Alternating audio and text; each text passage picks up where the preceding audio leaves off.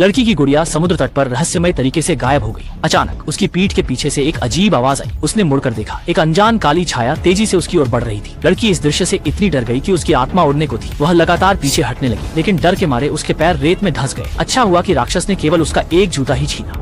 हालांकि राक्षस ने हार मानने का इरादा नहीं किया था। वह समुद्र तट पर इधर उधर घूमता रहा और अगले ही पल उसने लड़की की बहन को निशाना बना लिया। सौभाग्य से बहन ने तेजी से प्रतिक्रिया दी, एक छलांग में पत्थर पर चढ़ गई और इस तरह मुश्किल से बच पाई।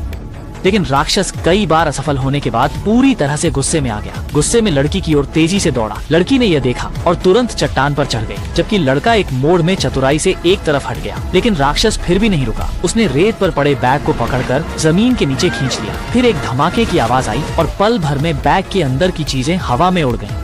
उसी समय लड़के ने ध्यान से देखा कि राक्षस शायद चार्जिंग केबल में उलझ गया है। वह तुरंत दौड़कर गया और चार्जर को पकड़ लिया। काली लड़की ने यह देखकर तुरंत लड़ाई में शामिल हो गई। दोनों ने दांत भींचकर डटे रहे। केवल 2 मिनट बाद राक्षस की ताकत खत्म हो गई और उसका आधा पैर बाहर आ गया। दोनों ने मौके का फायदा उठाकर जोर लगाया। अंततः उसे रेत से खींचकर बाहर निकाल दिया। उन्होंने उसे तेजी से पकड़ लिया ताकि वह फिर से भाग न सके। परिणाम देखा तो पता चला कि वह एक जादुई बंदर था और हैरानी की बात यह थी कि वह इंसानों की तरह बात कर सकता था। उसका पेट गुब्बारे की तरह बड़ा हो सकता था। कुछ लोग बंदर की शरारती हरकतें देखकर समझ गए कि वह सिर्फ सबके साथ खेलना चाहता था। अंत में वे हंसते हुए बंदर को सुरक्षित रूप से वापस जंगल में छोड़ आए। कहना पड़ेगा ये बंदर वाकई बहुत शरारती था।